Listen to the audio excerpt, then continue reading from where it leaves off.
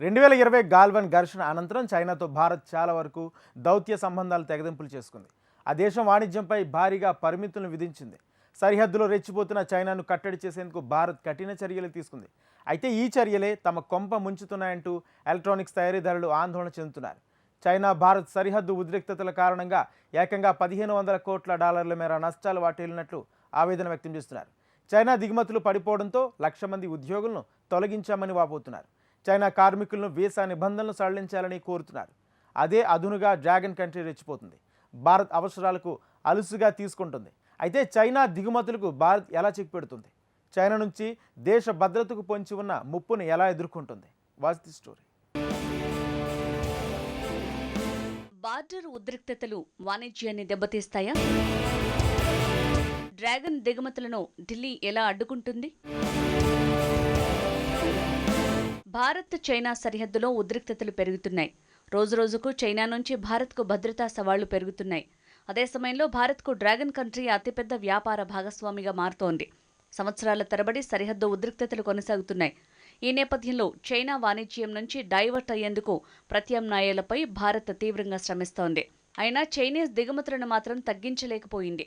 Make in India కార్యక్రమాన్ని ప్రధానమంత్రి నరేంద్ర మోడీ ప్రతిష్టాత్మకంగా తీసుకునే ప్రయత్నాలు చేసినా ఫలితం లేకుండా పోయింది.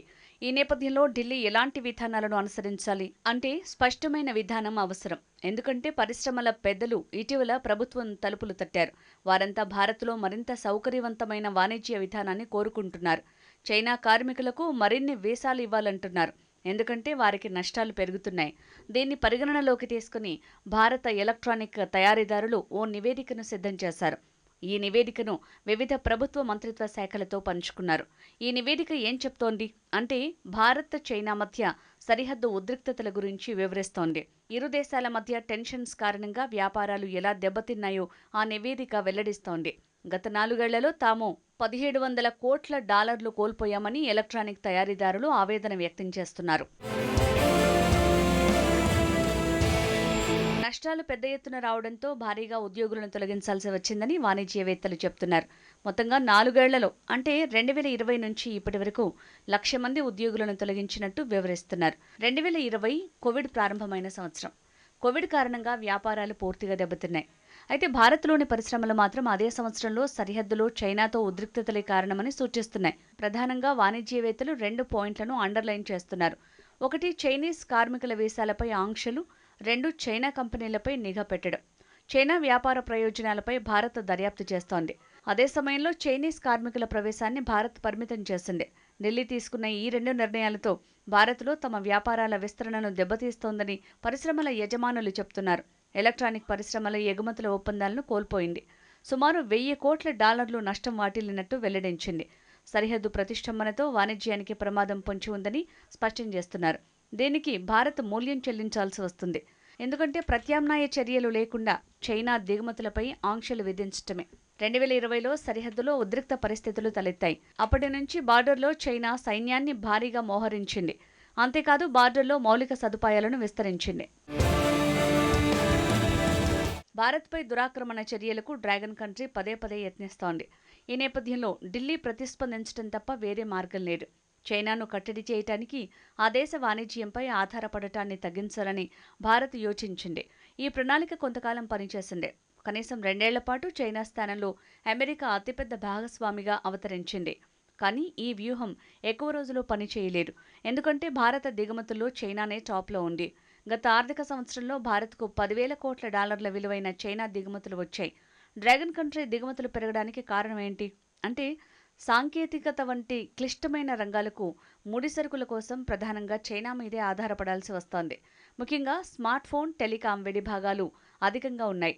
ఇవి కాకుండా వ్యక్తిగత కంప్యూటర్లు, ల్యాప్టాప్లు, ఫార్మా ఉత్పత్తులు, మిషనరీస్కి చెందిన రసాయనాలు, ఇనుము, ఉక్కు లాంటి లోహాలు తర్వాతి స్థానంలో ఉన్నాయి. భారత్ దిగుమతుల్లో 98% కంటే ఎక్కువగా పారిశ్రామిక ఉత్పత్తులు చైనా నుంచే వస్తున్నాయి. చైనా దిగుమతులతో ప్రధానంగా వస్తువుల ఉత్పత్తి చేయడానికి కర్మాగారాలకు, తయారీదారులకు అవసరం. అయితే చైనా సరఫరాలకు ప్రత్యామ్నాయాలను కనుక్కోవటంలో భారత్ సవాళ్లు ఎదుర్కొంటోంది.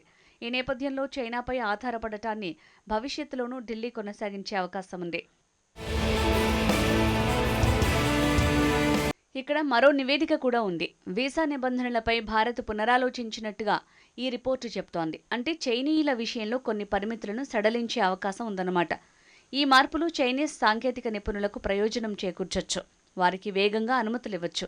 కానీ ఈ ప్రతిపాదన ఇప్పటికీ పరిశీలనలోనే ఉంది. దీనిపై భారత్ ఇంకా నిర్ణయం తీసుకోలేదు. కానీ ఈ మార్పులు భారత్ చేయటం అంత తేలిక నిర్ణయం ఎంతమాత్రం కాదు. పరిశ్రమల అవసరాల కోసం దేశ భద్రతను ప్రభుత్వం పనంగా పెట్టదు. అందుకు చైనీయులకు ఉచిత పాసులు ఇచ్చే అవకాశమే లేదు. డ్రాగన్ సైన్యం సరిహద్దులో ఉన్నంతకాలం ఆ దేశంతో యథావిధిగా భారత్ వ్యాపారం చేయలేదు. సో చైనీస్ దిగుమతులు వ్యసనంగా మారితే భారత్కు ముప్పు తప్పదు. వాస్తవానికి బీజింగ్ కోరుకుంటున్నది కూడా అదే. భారత్ పూర్తిగా తమపైనే ఆధారపడాలని కమ్యూనిస్టు కంట్రీ ఆశిస్తోంది.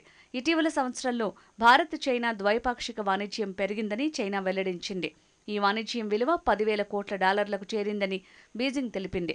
ఏటా ఈ వాణిజ్యం పెరుగుతోందని చైనా ఆనందం వ్యక్తం చేస్తోంది. రెండు దేశాల మధ్య వాణిజ్య సహకార సామర్థ్యం తీవ్రమైందని బీజింగ్ వివరిస్తోంది. ఇది చైనాకు ఆసక్తికరమైన విషయమే. మొత్తంగా భారత్ చైనా సంబంధాలను సరిహద్దు ఉద్రిక్తతలు ఏమాత్రం ప్రభావం చేయలేదని స్పష్టంగా తెలుస్తోంది. ఇలా చెప్పడానికి చైనీయులు ఇష్టపడతారు.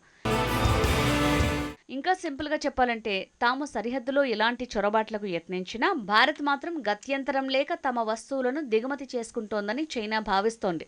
ఈ నేపథ్యంలో భారత్ ఎలాంటి విధానాలను అనుసరించాలి? దీనికి ఢిల్లీ వ్యూహాత్మకంగా పనిచేయాల్సి ఉంటుంది. ఒప్పందాల విషయంలో స్పష్టమైన నియమాలను రూపొందించాల్సిన అవసరం ఉంది.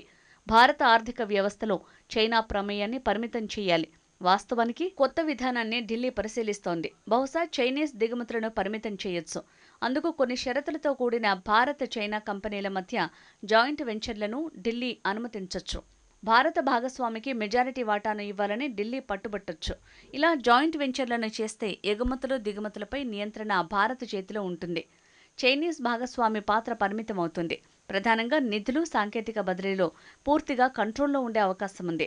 ప్రధానంగా ఇలాంటి విధానాలు దీర్ఘకాలికంగా చైనా దిగుమతుల్ని పూర్తిగా దూరంగా ఉంచటమే లక్ష్యం. అదే సమయంలో భారత్ తన వాణిజ్య విధానాన్ని పునర్నిర్మించాల్సిన అవసరం ఉంటుంది.